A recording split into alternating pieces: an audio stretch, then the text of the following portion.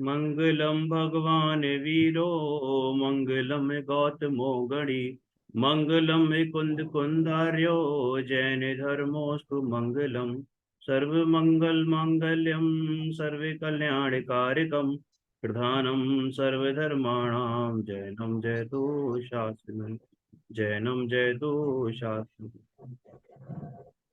हमने कल page number 40 से आगे पढ़ना शुरू किया था, जिसमें ये बताया था कि किस तरीके से भवितव्यता, ये अपना जो काल लब्धि है, उसको द्रव्य क्षेत्र काल और भाव की अपेक्षा जैनेन्द्र सिद्धांत कोशकार यानी जिनेन्द्र वर्णी जी ने उसको बताया है कि जो काल लब्धि है और जो भवितव्यता है उसको उन्होंने स्पष्ट किया था वहां पर। और ये बताया था कि 5 समवाय पूर्वक ही कार्य होता है, उसमें से एक समवाय भी घट बढ़ नहीं सकता और सबकी 100% उपस्थिति होने पर ही कार्य होता है। और जब कार्य हो गया होता है तभी वो 5 समवाय हुए हैं ये माना जाता है। कार्य अगर अधूरा आधा अधूरा हुआ या नहीं हुआ तब वो 5 समवाय थे ये नहीं माना जाएगा। तो फिर दीदी ने भी एक एग्जाम्पल दिया था उसमें कि जैसे भगवान महावीर के जीव को शेर की पर्याय में सम्यक दर्शन हुआ तो उस समय वो निमित्त भी वहां पर थे, लेकिन मारीच की पर्याय में नहीं हुआ तो यानी उस समय कार्य होना नहीं माना गया, कार्य नहीं हुआ। तो उस समय भले ही हमें लगता हो कि वहां समशरण आदि वो निमित्त थे, लेकिन फिर भी वो निमित्त नहीं माने जाएंगे क्योंकि वो कार्य हुआ ही नहीं। फिर इसमें गोमट सार जी से कंपैरिजन किया है कि गोमट सार जी में भी तो नियतवाद के बारे में बात आती है। तो फिर यहाँ पर बताते हैं कि गोमट सार जी में जो नियतवाद के बारे में बात कही गई है वो एकांतवादी के रूप में कही गई है, क्योंकि वहां पे जो बात है वो एकांतवाद को लेकर बात करी गई है, अनेकांतवाद को लेकर नहीं। और वहां पर जो बात करी गई है वो स्वच्छंदियों के विषय में करी गई है कि वो किस तरीके से वो नियतवादी लोग हैं। लेकिन जो यहाँ पर नियत की बात आती है वो अनेकांत के हिसाब से आती है और स्वच्छंदता हटाने के हिसाब से आई है, क्रमबद्ध को स्ट्रॉन्ग करने के हिसाब से आई है। और ये वस्तु स्थिति ऐसी है कि क्रमबद्धता जिसने समझ ली उसका पुरुषार्थ भी जागृत होगा, वो पुरुषार्थ को भी समझ सकेगा। या फिर वाइस वर्षा भी है कि पुरुषार्थ जिसने समझा उसने क्रमबद्धता समझ ली। और ये हमें सम्यक एकांत की ओर ले जाने का मार्ग है, ना कि मिथ्या एकांत की ओर ले जाने का। जिसने क्रमबद्ध को सही से समझा वो सम्यक एकांत की तरफ जाएगा और जिसने नहीं समझा वो मिथ्या एकांत की तरफ जाएगा, यानी मिथ्या दृष्टि ही रहेगा। और फिर ये बताया था कि अनेकांत में भी अनेकांत वास्तव में अनेकांत है, क्योंकि अगर हम सर्वथा ही अनेकांत लेकर बैठ जाएंगे तो तो जो सम्यक एकांत है उसका लोप हो जाएगा। और हमारा तो लक्ष्य ही सम्यक एकांत पाना है, लेकिन वो अनेकांत के रास्ते होकर जाता है, इसलिए कहा है कि अनेकांत में भी एकांत है। फिर बताया कि एकांत और अनेकांत दोनों दो दो प्रकार के होते हैं, सम्यक एकांत मिथ्या एकांत और सम्यक अनेकांत और मिथ्या अनेकांत। फिर ये आया था। फिर इसके बाद सम्यक एकांत ये बताया। हाँ यहीं तक हुआ था कल। हम्म।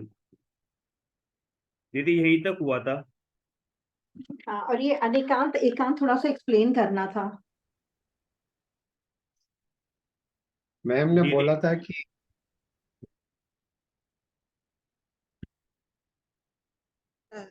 अनु जी क्या बोल रहे हैं? मैं कह रही हूँ अनेकांत एकांत आज एक्सप्लेन करना था। हाँ हाँ हाँ, ठीक है, बहुत बढ़िया। तो देखो, अनेकांत तो स्यादवाद के बारे में डिटेल में तो अपना अभी पोर्शन में ही है, तभी हम पढ़ने वाले हैं। एक बार पेज नंबर बताना, मैं पुस्तक में से देख के बता दूं। 43 हाँ, 43 तो देखो अनेकांत ये पेज नंबर 43 पर है। तो अनेकांत का मतलब होता है, अनेक मतलब एक से अधिक होता है। तो एक से अधिक दो प्रकार हो सकते हैं, एक से अधिक दो भी हो सकते हैं और दो से अधिक भी हो सकते हैं, अनेक भी हो सकते हैं। मतलब 299 तक, एक तो छोड़ दो, जितने भी अनेक ही कहलाए जाएंगे। तो जब एक का अर्थ दो किया जाता है तब उसका अर्थ धर्म किया जाता है, तो वस्तु अनंत धर्मात्मक है। और जब अनेक किया जाता है तो अनंत गुणात्मक है। तो गुण और धर्म में थोड़ा सा अंतर है जो आत्मा में पाए जाते हैं। तो उधर इसकी चर्चा की गई है कि जैन दर्शन अनिकांत को स्वीकार करता है, पर अनिकांत में भी अनिकांत मानता है, सर्वथा अनिकांतवादी नहीं है, कथनचित वाला है जैन दर्शन। कुछ हर चीज में वो अपेक्षा जो देता है, इसलिए जैन दर्शन अपने आप को कभी 100% श्योर नहीं बोलता है, अपेक्षा बताएगा तो 100% श्योर बोलता है। जैसे कि हम ये कह सकते कहे यदि बिना राम पति ही हैं बिना अपेक्षा बताए, तो सबको ऑब्जेक्शन हो जाएगा कि ऐसी बात नहीं है कि राम पति है, राम बेटे भी थे, पति तो बहुत बाद में बने, भाई भी थे, पता राम सीता के पति ही हैं तो कोई प्रॉब्लम नहीं है, अपेक्षा बता दी ना। तो और यदि हम राम कथनचित पति है और कथनचित बेटा है तो कोई तकलीफ की बात नहीं है, कथनचित लगा दिया, मतलब 100% एकांत नहीं है, कथनचित वाली चीज है। तो हर चीज में अनेकांत में भी अनेकांत स्वीकार करता है, एकांत नहीं। तो जैन दर्शन और अन्य दर्शनों में अंतर यही है, जैन दर्शन नित्यवादी भी है, अनित्यवादी भी है, तो अपेक्षा से है। ध्रुवता की दृष्टि से देखें तो द्रव्य नित्य ही है, पर्याय की दृष्टि से देखें तो अनित्य ही है। तो इसके लिए यहाँ बताया कि जैन दर्शन में अनिकांत स्वीकार किया गया है। अनिकांतवादी है पर सर्वथा अनिकांतवादी नहीं है, कथनचित एकांत और कथनचित अनिकांतवादी है, इतनी सी यहाँ बात बताइए। जैन दर्शन सर्वथा न एकांतवादी है न सर्वथा अनिकांतवादी, पर कथनचित एकांतवादी और कथनचित अनिकांतवादी है, इसी का नाम है अनिकांत में अनिकांत। तो प्रश्न बनता है अनिकांत में अनिकांत किससे कहते हैं, सिंपल सा, जैसा जो कि आपको आते नहीं, ऑब्जेक्टिव में आते हैं। तो फिर ये इधर फिल इन द ब्लैंक आएगा, कथनचित एकांतवादी और कथनचित अनिकांतवादी है, इसी का नाम डैश है, अनिकांत में अनिकांत है। तो इसी का नाम अनिकांत में अनिकांत है या सर्वथा एकांत है, सर्वथा अनिकांत है, तो ट्रू और फॉल्स ऐसे हो जाएंगे, इसके आंसर ऐसे बन सकते हैं। तो अनिकांत में अनिकांत का क्या तात्पर्य यहाँ बताया, अनिकांत की मीनिंग नहीं बताया है। तो अभी तो आपका पहला पेपर वो खुला हुआ है ना, यदि अपने पास समय है तो पैरेलल यदि करना तो वो भी अपने पोर्शन में है ही। अनिकांत वाली जो स्टेप पर पढ़ना है शुरू में थोड़ा सा पेज जो आपके पुस्तक के हैं, तो ये और आसानी से समझ में आएगा, वो पैरेलल किताब पढ़नी हो तो आपको, या इतना ही पढ़ना है, अनिकांत के बारे में बाद में पढ़े तो देख लेंगे कैसे करना है। और इसका ये उदाहरण दिया है कि अनिकांत में अनिकांत का क्या तात्पर्य है। तो अनिकांत किसे कहते हैं, अनिकांत का स्वरूप क्या है, वो अपने वो पुस्तक में जो पढ़ने वाले हैं उसमें है। तो अभी यहाँ आगे बढ़े कि उधर से देखना है अनिकांत का स्वरूप। पढ़ेंगे किससे, ये परम भाव प्रकाशक नए चक्र से या अनुपम खोज से? परम भाव प्रकाश नए चक्र से भी अपन देख सकते हैं, उसमें अनिकांत का है, वो आपके पोर्शन में उससे पढ़ेंगे तो पोर्शन भी पैरेलल कंप्लीट होगा। और अनुपम खोज तो आपकी गाइड बुक है, तो उसमें जो जो शब्द आए हैं उससे नहीं समझ में आएंगे तो गाइड जैसी है। अनुपम खोज तो यदि अनिकांत का स्वरूप समझना है अभी तो फिर हम उसमें जाए, इतने समझे से आगे बढ़ना तो यहाँ बढ़ सकते हैं। अभी इसी को कंप्लीट करते हैं मैम, नहीं तो आधा आधा रह जाएगा तो और कंफ्यूजन होएगा। ठीक है, तो अनिकांत में अनिकांत का मतलब समझ में आ गया ना, कथनचित एकांत है, कथनचित अनिकांत है, सर्वथा अनिकांत नहीं है, इतना समझ लो। अनिकांत का मतलब क्या है, स्वरूप क्या है, तो वो एक अलग लाइन है, वो अपन बाद में समझेंगे। अब इसी के लिए इन्होंने और कोटेशन दिया है, अनिकांत भाई देखो ऐसा कहा गया है, समूह स्त्रोत का श्लोक है, अनिकांत भी अनिकांत, अनिकांत भी अनिकांत स्वरूप है। और अनिकांत को कैसे समझा जाता है, तो बोले प्रमाण नए साधन है, जिसके प्रमाण द्वारा और नयों के द्वारा अनिकांत को समझा जाता है। तो नए आप पढ़ चुके हो है ना, और प्रमाण आपको लास्ट के बाद के सालों में पढ़ाया जाएगा। तो प्रत्यक्ष परोक्ष ऐसे प्रमाण से भेद है। तो वस्तु के स्वरूप को, संपूर्ण वस्तु को एक साथ जानना है तो प्रमाण द्वारा जानते हैं, और जब वस्तु को कथन करना होता है तो वो अंशों में होता है, तो वो नए द्वारा होता है। और हम किसी को समझाते हैं तो कथन होता ही होता है, तो स्वयं समझते हैं तो प्रमाण में हो रहा है, और प्रमाण से भी समझाया जाता है तो वस्तु के पूर्ण रूप को, पूरे स्वरूप को समझाया जाता है। और कथन बताते हैं तो वन बाई वन बताते हैं, एक साथ नहीं बता सकते हैं। जैसे आप सब लोग स्टूडेंट जुड़े हो, सबको आंसर आता है, पर किसी को सब एक साथ बोल रहे तो समझ में नहीं आएगा, किसी को पहले किसी को बाद में बोलना होगा वन बाई वन। तो कहने में वो क्रम आता है, ये चीज इधर बताई गई है। तो देखो ये लिखा है, सर्वांश ग्राही प्रमाण की अपेक्षा वस्तु अनिटांश स्वरूप है। सर्वांश है संपूर्ण अंशों को ग्रहण करने वाले उसकी अपेक्षा वस्तु प्रमाण स्वरूप है, अनिटांश स्वरूप है, एवं अंश ग्राही नहीं की अपेक्षा वस्तु एकांत स्वरूप है। एक उदाहरण दूंगी तो आपको समझ में आएगा कि आप कभी अपने छोटी छोटी पार्टी के लिए सब लोग हॉल देखने जाते हैं, बच्चे की बर्थडे पार्टी करना है, कुछ भी करना है, तो चूंकि उसके लिए सब लोग जाते ही हैं, तो उसके उदाहरण दे रही हूँ। तो क्या होता है कि हम हॉल देखते हैं, तो हॉल देखा तो बस हाँ हॉल अच्छा है, बहुत बढ़िया है, एसी है, सब चीजें बहुत अच्छी है, बहुत व्यवस्था अच्छी है, पर नहीं अपने लिए सही नहीं है, क्योंकि अपनी थोड़ी पार्टी बड़ी है, उसके हिसाब से हॉल छोटा है। ऐसे ओवरऑल देखा तो हमने देखा तो हमें समझ में आ गया बहुत अच्छा है। कभी छोटी मोटी पार्टी करनी है 50-100 जनों की तो यह सही है, पर अभी तो हमने 1000 लोगों की पार्टी की है। अब हमने हॉल दिखाया बहुत बड़ा, अरे ये तो 1000 लोगों की पार्टी कितना सॉल है, कभी शादी करनी हो एंगेजमेंट तो बहुत अच्छा है। अभी हमारी तो छोटी सी पार्टी है 15, 20, 25, 50 की, तो ये हॉल अच्छा है। तो अब देखते हैं तो हम संपूर्ण देखते हैं, और फिर जब लेना है कि नहीं लेना है तो उसके लिए अंशों में सोचते हैं। तो ऐसे सर्वांश ग्राही प्रमाण के अपेक्षा वस्तु अनिकांत स्वरूप है, अंश ग्राही नहीं के अपेक्षा वस्तु एकांत रूप सिद्ध है।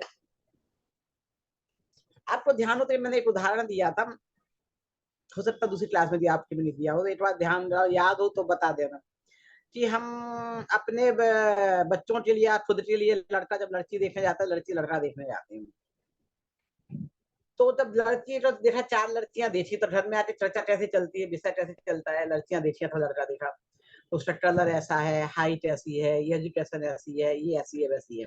ये जो कथन हो रहे हैं अंशग्राही के हिसाब से हो रहे हैं, पर एक की नाक अच्छी थी, एक की कलर अच्छी था, एक का हाइट अच्छा था, तो इसकी हाइट ले लो, इसका कलर ले लो और इसकी बुद्धि ले लो, ऐसे करके उसे चुनते हैं लड़के को या लड़की को। चर्चा होती है अपेक्षा से होती है, एकांत से होती है, और जब जिस लड़के या लड़की को स्वीकार करते हैं तो प्रमाण की अपेक्षा सर्वांश रूप से ग्रहण करते हैं और दूसरी चीजों को गौण कर देते हैं। किसी का कलर गौण किया, किसी की हाइट गौण की, जिसने जिसको गौण कर दिया, गुण दुर्गुण सब में है। तो जब दो गुण भी गुण जैसे लगने लगे तो संबंध हो जाता है, जब गुण भी दो गुण जैसे लगते हैं तो संबंध नहीं होता है। पर वस्तु को जब स्वीकार करते हैं तो प्रमाण, जब संपूर्ण वस्तु को स्वीकार करते हैं, ऐसा नहीं है कि नहीं तुम नाक उसकी ले लो और कान उसके ले लो। तो वस्तु सर्वांश को ग्रहण करने वाली होती है प्रमाण, अंश को ग्रहण करने वाला होता है न, ये चीज इसमें बताई गई है। क्लियर? जी।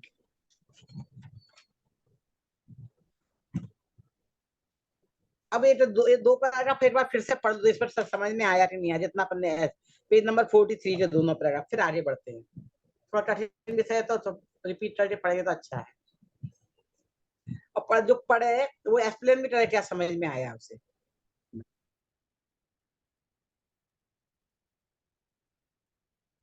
आप करोगे अनु जी? हाँ मैं करती हूँ। जैन बुक दर्शन बता देंगे मोहित जी, बुक कौन सी है? क्रमबद्ध पर्याय, okay done, thank you. Page number 43।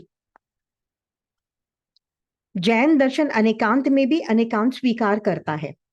यद्यपि जैन धर्म अनेकांतवादी दर्शन कहा जाता है, तथापि यदि उसे सर्वथा अनेकांतवादी माने तो यह भी तो एकांत हो जाएगा। वो कह रहे हैं कि जैन दर्शन अनेकांत में अनेकांत माना जाता है, मतलब जो अनेक चीज होती है उसको भी वो अनेक अनेक अलग अलग रूप से एक्सेप्ट करता है, कहीं पर एकांतवादी के रूप में और कहीं अनेकांतवादी के रूप में।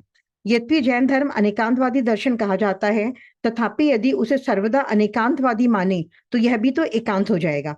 यदि हम लोग हमेशा ये कहें कि वो अनेकांतवादी ही है तो वो भी एकांत हो जाएगा, क्योंकि अनेकांत को यदि हमेशा मानेंगे तो वो एकांत रूप में परिणत हो जाएगा। अतः जैन दर्शन में अनेकांत में भी अनेकांत को स्वीकार किया गया है। जैन दर्शन सर्वदा न एकांतवादी है और न सर्वदा अनेकांतवादी, क्योंकि जैन दर्शन अवसर के हिसाब से होता है। जहां अनेकांत की जरूरत है वहां अनेकांत एक्सेप्ट करता है, और जहां एकांत की जरूरत है वहां एकांत एक्सेप्ट करता है। यदि सम्यक दर्शन की प्राप्ति है तो एकांत है, पर हमेशा एकांतवादी नहीं है। वह कथनचित एकांतवादी और कथनचित अनेकांतवादी है, इसी का नाम अनेकांत में अनेकांत है। प्रमाण और नय हैं साधन जिसके, ऐसा अनेकांत भी अनेकांत स्वरूप है। मतलब अनेकांत में भी इनके प्रमाण और नय हैं, जैसे कि भी हम मैम ने एग्जाम्पल दिया कि हमने एक हॉल देखा बर्थडे पार्टी के लिए, हॉल अच्छा था, सब कुछ ठीक था, पर हमारे हिसाब से वो ठीक नहीं था, इसलिए हमने कहा नहीं ये ठीक नहीं है। तो हम लोग बहुत सारे गुण देखते हैं, उनमें से जो हमें जरूरत है उसे हम एक्सेप्ट करते हैं और उसके हिसाब से हम चुनते हैं, उसी को अनेकांत में एकांत बोला जाता है। क्योंकि सर्वांशग्राही प्रमाण की अपेक्षा वस्तु अनेकांत स्वरूप एवं अंशग्राही नय की अपेक्षा वस्तु एकांत रूप सिद्ध है, तो हम उसको अपने हिसाब से, जब एकांत रूप मतलब अपने हिसाब से उनके जो गुण हैं वो भी हमारे लिए नहीं तो अवगुण बन जाते हैं, और अवगुण भी गुण बन जाते हैं, तो उस हिसाब से वही अवसर के हिसाब से हम उसे एक्सेप्ट करते हैं। ठीक है, हाँ ठीक है। अब इसके आगे वाले पैराग्राफ में दोनों के दो दो भेद बताए हैं, जी। सम्यक एकांत, मिथ्या एकांत, सम्यक अनेकांत और मिथ्या अनेकांत। तो एक पैराग्राफ पढ़ लीजिए। जैन दर्शन के अनुसार एकांत भी दो प्रकार का होता है और अनेकांत भी दो प्रकार का, यथा सम्यक एकांत और मिथ्या एकांत, सम्यक अनेकांत और मिथ्या अनेकांत। निरपेक्ष नय मिथ्या एकांत है और सापेक्ष नय सम्यक एकांत है, तथा सापेक्ष नयों का समूह अर्थात शुद्ध प्रमाण सम्यक अनेकांत है और निरपेक्ष नयों का समूह अर्थात प्रमाण भास मिथ्या अनेकांत है। थोड़ा आगे भी पढ़ लीजिए, एक पूरा पेज में इसी को एक्सप्लेन किया है। ठीक है, कहा भी है जम वत्थु अणयंतम अयंतम तम पी होदी सभिपेखम सुयणाणेन णैहि य निर्विरखम दिसदे णेवा। जो वस्तु अनेकांत रूप है वही सापेक्ष दृष्टि से एकांत रूप भी है। श्रुत ज्ञान की अपेक्षा अनेकांत रूप है और नयों की अपेक्षा एकांत रूप है। बिना अपेक्षा के वस्तु का रूप नहीं देखा जा सकता है। अनेकांत में अनेकांत की सिद्धि करते हुए आचार्य अकलंग देव लिखते हैं, यदि अनेकांत को अनेकांत ही माना जाए और एकांत का सर्वदा लोप किया जाए तो सम्यक एकांत के अभाव में, शाखादि के अभाव में, वृक्ष के अभाव की तरह तत्समुदाय रूप अनेकांत का भी अभाव हो जाएगा। अतः यदि एकांत ही स्वीकार कर लिया जावे तो फिर अविनाभावी इतर धर्मों का लोप होने पर प्रकृत शेष का भी लोप होने से सर्वलोप का प्रसंग प्राप्त होगा। सम्यक एकांत नय है और सम्यक अनेकांत प्रमाण। इस जो मैंने दृष्टि वो उदाहरण, बस इतना, इससे आगे नहीं पढ़ो, समझ में नहीं आएगा। देखो इसमें वही बात बता रहे हैं जो मैंने अभी राम के उदाहरण में बताई थी ना, कि राम को हमने अपेक्षा से बता दिया कि सीता की अपेक्षा पति ही है, तो सम्यक एकांत हो गया। और राम पति ही है, अपेक्षा नहीं बताई, तो मिथ्या एकांत हो गया। सही बात नहीं है ना, ये पति ही है, बेटा भी है, तो ऐसे ही सब में लगा लेना। तो ऐसे नयों का समूह प्रमाण है, नय एक अपेक्षा कथन किया, वो नय हुआ। अब ये नीचे बता रहे शाखा आदि के अभाव में, जैसे मैंने आपको एक उदाहरण और दिया था कि मैं आपसे कहूं कि आपको आना है मेरे घर पर अपने हाथ छोड़ के आना है, पैर छोड़ के आना है, मुंह छोड़ के आना है, फिर आना है। बोला इन सब चीजों के समूह के ही नाम में हूँ, इनको छोड़ दूंगा, मैंने इनका अभाव कर दूंगा तो मेरा भी अभाव हो जाएगा।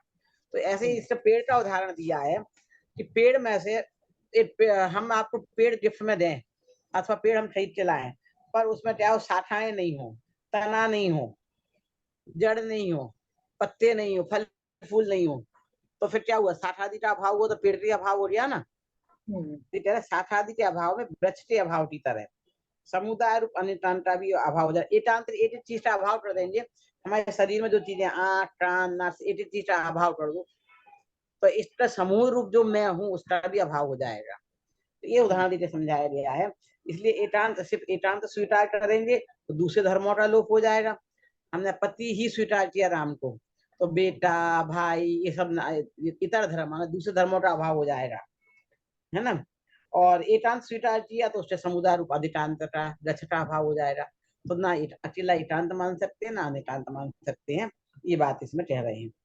अब फिर से एक बात पढ़ के इससे एक्सप्लेन करे कोई, जो मैंने बताया है तो समझ में आया कि नहीं आया। ऊपर स्टार्टिंग से 44वें पेज से। जैन दर्शन के अनुसार अनेकांत एकांत भी दो प्रकार का होता है कोई दूसरे को और पढ़ने दो, अब दूसरे को समझा सकते एक्सप्लेन करे पढ़िया। आपने रीडिंग की थी, अभी आपको दूसरा पढ़ के एक्सप्लेन करे।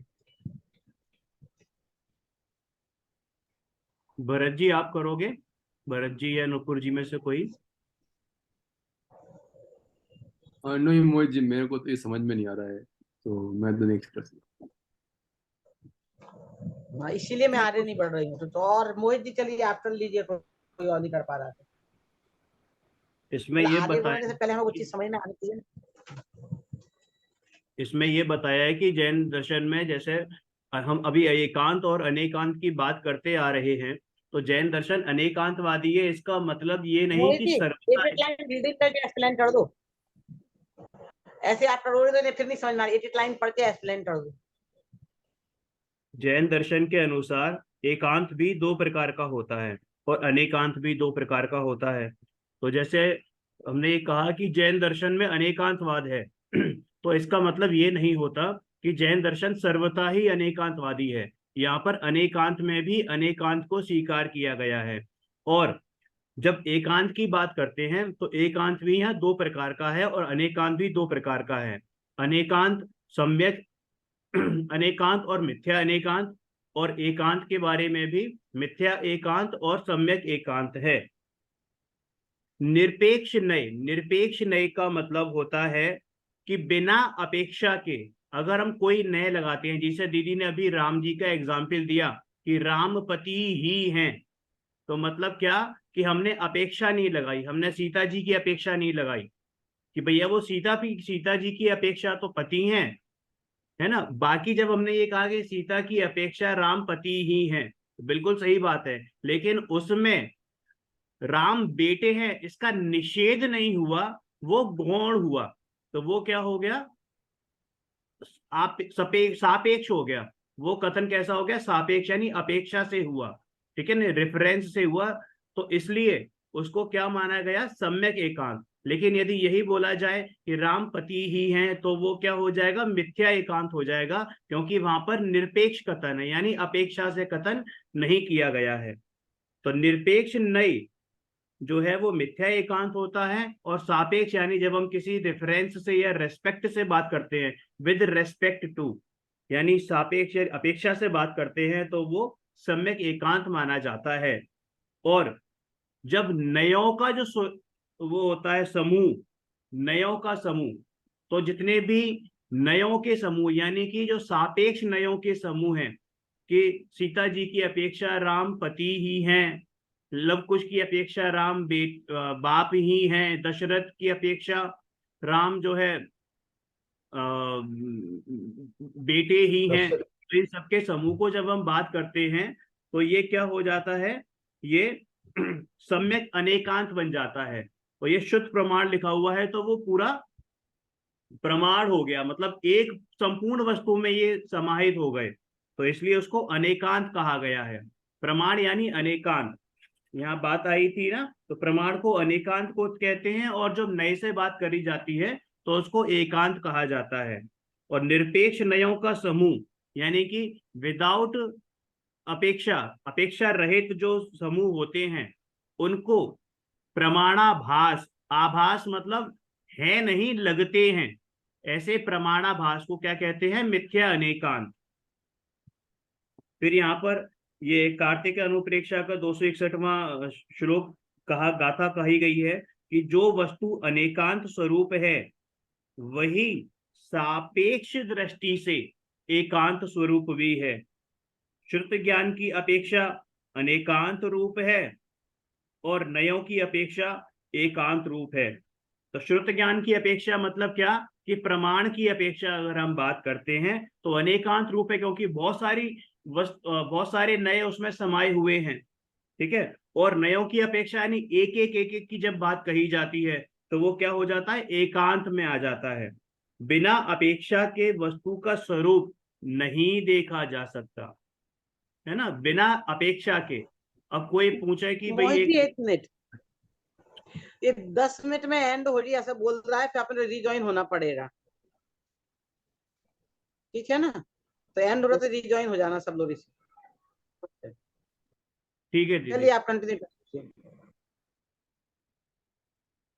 फिर ये आचार्य अकलंक देव श्लोक राजवार्तिक में लिखते हैं कि यदि अनेकांत को अनेकांत ही माना जाए, पीछे भी पढ़ा था हमने कि यदि अनेकांत को सर्वथा अनेकांत ही माना जाए तो सम्यक एकांत का लोप हो जाएगा, है ना? या यदि अनेकांत को अनेकांत ही माना जाए और एकांत का सर्वथा लोप किया जाए तो सम्यक एकांत का लोप हो जाएगा, यानी उसका जब अभाव हो जाएगा। तो वैसे ही जैसे एग्जाम्पल दिया जाता है कि पेड़ है तो पेड़ में तना भी है, जड़ भी है, शाखाएं भी हैं, पत्ती भी हैं, इन सबको मिला जुला कर जो रूप बनता है वो एक संपूर्ण पेड़ बनता है। लेकिन यदि टुकड़े में आपको दिए जाए कि पत्ते अलग करके दे दिए जाए, शाखा अलग करके दे दी जाए और तना अलग कर दिया जाए और जड़ अलग कर दिया जाए, तो क्या वो जो टुकड़े हैं वो हैं तो सारे हमारे सामने ही, लेकिन चूंकि वो एक साथ जुड़े नहीं हैं, उनका समूह नहीं है, एक जैसे जुड़ने चाहिए वैसे नहीं है, तो वो पेड़ नहीं माना जाएगा। तो वैसे ही बता रहे हैं कि भाई शाखा आदि के अभाव में, शाखा यानी ब्रांचेस के अभाव में, वृक्ष के अभाव की तरह जब एक एक करके हम बात करते हैं और बाकी चीजों का निषेध हो जाता है, गौण नहीं निषेध हो जाता है, बिल्कुल अभाव हो जाता है, तो भैया वहां से वो वस्तु ही गायब हो जाती है।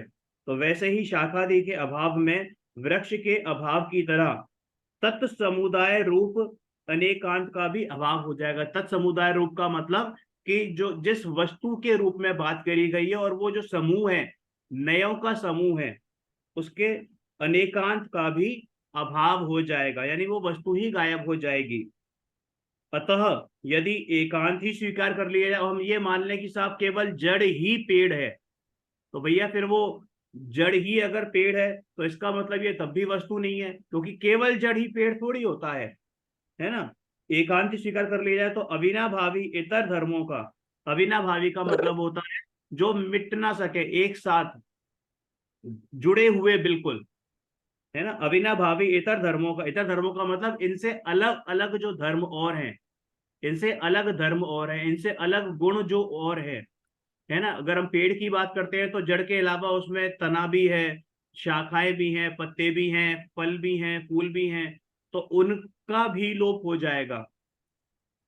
अविनाभावी इतर धर्मों का लोप होने पर प्रकृत शेष का भी लोप होने से सर्वलोप का प्रसंग प्राप्त होगा, यानी कि इसका मतलब हमने सारी चीजों को हटा दिया और केवल एक चीज को ही मान लिया, तो फिर सर्वथा सबका लोप हो गया।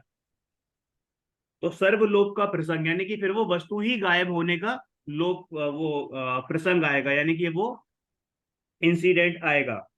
फिर सम्यक एकांत नए है और सम्यक अनेकांत प्रमाण है, ठीक है? फिर इसी में यहाँ लिखा नहीं है लेकिन दीदी ने एक्सप्लेन किया है पहले भी कि मिथ्या एकांत नयाभास है और मिथ्या अनेकांत प्रमाणाभास है। प्रमाण और प्रमाणाभास, इसमें सिर्फ सम्यक और मिथ्या ऊपर का लिखा भी अंतर है, है। फर्स्ट पैराग्राफ में लिखा है मोहित जी, हाँ ऊपर, हाँ फर्स्ट हाँ पैराग्राफ ऊपर में भी लिखा आया, भी ऊपर है, भी आया है 44 पेज जी, की फर्स्ट पैराग्राफ में लिखा हाँ भी है। ऊपर भी आया। इस दृष्टि से विचार करने पर क्रमबद्ध पर्याय सम्यक नियतिवाद अर्थात सम्यक एकांत है, जो सम्यक अनेकांत की विरोधी नहीं अपितु पूरक है। पूरक का मतलब उसकी तरफ ले जाने वाली है। कई बार क्रमबद्ध को पढ़कर हमें ऐसा लगता है कि हम एकांतवादी तो नहीं हो रहे, सर्वथा नियतवादी तो नहीं हो रहे, लेकिन ऐसा नहीं है। यदि क्रमबद्ध को हम सही तरीके से समझें तो सही सच वास्तव में तो वो हमें सम्यक एकांत की तरफ ले जाती है। सम्यक एकांत का मतलब क्या, कि जो वास्तव में है, यथार्थ स्वरूप है, उसकी तरफ ले जाती है। इस बात को यदि और स्पष्ट करें तो बात कुछ इस प्रकार होगी। देखिए, सम्यक अनेकांत अर्थात श्रुत प्रमाण की दृष्टि से विचार करें तो कार्य की सिद्धि अनेक कारणों से, यानी जब भी कोई कार्य होता है तो उसमें अनेक कारण होती हैं जिनको हम पांच समवाय कहते हैं। किंतु सम्यक एकांत अर्थात नए की अपेक्षा से जिस समवाय की अपेक्षा कथन हो उससे कार्य हुआ माना जाता है। अन्य समवाय उसमें गौण होते हैं। गौण का मतलब यहाँ अभाव नहीं होता, गौण का मतलब है, लेकिन उस समय बात नहीं कही गई है उनके बारे में, उनका अभाव अपेक्षित नहीं होता। फिर यहाँ पर एक उदाहरण जैसे आता है, जैसे हमने चाय बनाई, तो चाय बनाई तो चाय अच्छी बनी, तो क्या कहेंगे कि भैया उस चाय चाय बनाने वाले ने, सपोज मैंने चाय बनाई तो कहेंगे मोहित ने चाय अच्छी बनाई। लेकिन उस समय मोहित ने जब चाय अच्छी बनाई तो क्या उस समय चीनी नहीं थी, उस समय चाय की पत्ती नहीं थी, दूध नहीं था, या गैस नहीं थी, या पतीला नहीं था, है ना? तो उस समय सारी चीजें थी, लेकिन कहने में क्या आया कि मोहित ने चाय अच्छी बनाई, लेकिन उस समय बाकी चीजों का गौण कर दिया, लोप नहीं हुआ। ठीक है, तो उस अपेक्षा से बात करी गई, यानी निमित्त अपेक्षा से बात करी गई। लेकिन जब तक दूध नहीं होगा, चाय चाय मोहित क्या कोई भी आ जाए चाय नहीं बना सकता। तो इसका मतलब क्या कि पांचों समवाय उस समय प्रेजेंट थे, लेकिन किसी एक की अपेक्षा से बात करी गई। जब उपादान में कार्य हुआ तो हमने ये बोला कि उपादान में कार्य हुआ है, लेकिन निमित्त के बिना उपादान में कार्य नहीं हुआ। बट उस समय कहा नहीं गया, क्योंकि हमने क्या कहा, केवल उपादान से कार्य हुआ है, उपादान में कार्य हुआ है। ठीक है ना, स्वभाव में कार्य हुआ है। तो इस तरीके से यही बातें कही जाती हैं, लेकिन उस समय बाकी चीजें गौण कर दी जाती हैं, कही नहीं जाती। लेकिन इसका मतलब ये नहीं कि उनका सर्वथा निषेध हो गया। ये इसलिए विरोधी नहीं पूरक है, इसको स्पष्ट करते हैं, उदाहरण द्वारा क्लियर हो जाएगा। जैसे ये स्त्री पुरुष एक दूसरे विरोधी हैं जो पूरक हैं, तो जब हम जेंडर में जाते हैं तो ये लेडीज अपोजिट जेंट्स कर देते हैं, पर स्त्री पुरुष जब पति पत्नी के रूप में तो एक दूसरे के विरोधी हैं जो पूरक है। तो इसी तरह से बता रहे हैं कि समय अनिकांत विरोधी नहीं है, पूरक है। पूरक का एग्जैक्ट अर्थ जो है मतलब वो चीज। और बाकी तो ख्याल में आई गया, 5 समवाय उसमें होता है, कार्य तो होता है 5 समवाय से होता है, किसी एक को मुख्य करते हैं और किसी एक को गौण करते हैं। जब जो अपेक्षा जैसे मृत्यु हुई तो आयु कर्म क्षीण होने पर हुई, तो कभी बीमारी से कह देते दीदी हैं, कभी दीदी एक्सीडेंट से हुई दीदी सॉरी, वो ये जा रहा है टाइम, हम लोग ज्वाइन करते हैं, है। एंड करते हैं मीटिंग। टाइम जा रहा है, हम क्या ज्वाइन है? करते हैं दोबारा। टाइम हो रहा है दीदी, इसमें ज्वाइन करते हैं, ठीक है बंद हो जाएगी ये, इसी पर ज्वाइन ठीक है, करते ओके हैं। दोबारा ज्वाइन करते हैं।